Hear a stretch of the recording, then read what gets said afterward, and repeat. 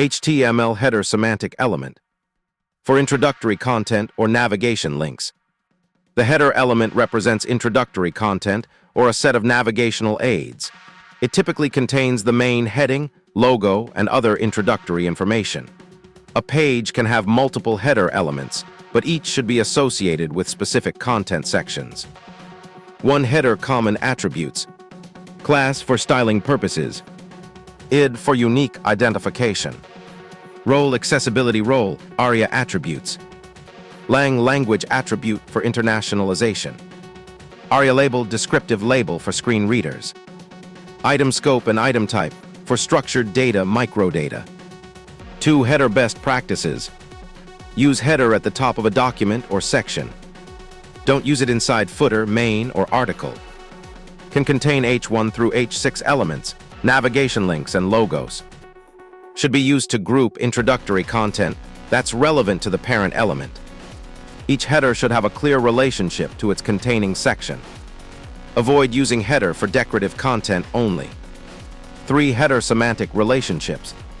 When used as a document header, it's associated with the body element. When used within an article, section, or aside, it relates specifically to that section. Can contain multiple heading elements, but should have one primary heading. 4 header accessibility considerations. Should be marked with role equals banner for document headers. Screen readers will identify the header's purpose and content.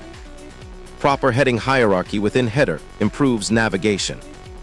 ARIA labels help clarify complex header structures. 5 header example with advanced features. Document header, article header, section header, header usage patterns, full page header with multiple elements, article-specific header, section header for blog posts,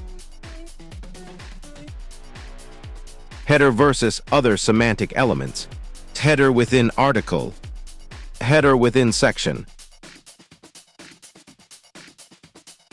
document header main page header, responsive header design. 6 header questions. 1. What is the primary purpose of the HTML header element, and how does it relate to other semantic elements like article, section, and body? 2. When using the header element, what accessibility attributes should be included, and why are they important for screen reader users? 3. How does the role equals banner attribute function in relation to the header element, and when should it be used versus when it might be omitted? 4. What are the best practices for structuring content within a header element, particularly regarding heading hierarchy and the inclusion of navigation elements? 5. In what scenarios would you use multiple header elements on a single web page?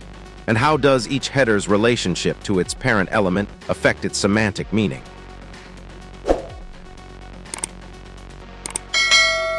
Subscribe and share the video for more.